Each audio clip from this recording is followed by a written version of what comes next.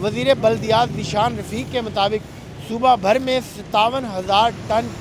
کوڑا روزانہ کی بنیاد پر پیدا ہوتا ہے، جسے اٹھانے کے لیے صرف 18,000 ٹن کا نظام موجود ہے، کیونکہ جو باقی علاقے ہیں وہاں پر کوڑا کرکٹ اٹھانے کا مؤثر نظام موجود نہیں تھا، خاص طور پر دیہی علاقوں میں۔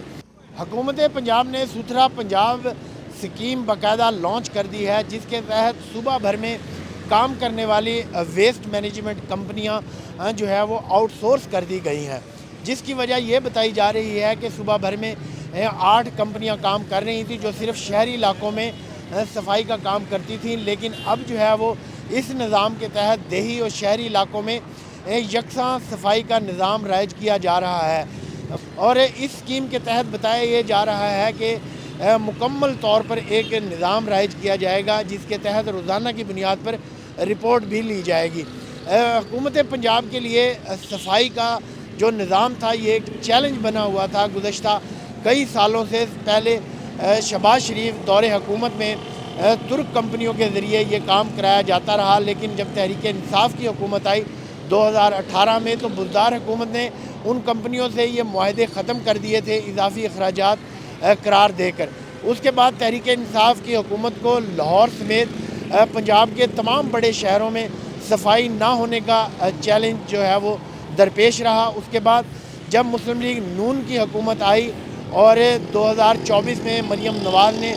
اپنا عہدے کا چارج سنبھالا تو انہوں نے اسی وقت ستھرا پنجاب کے حوالے سے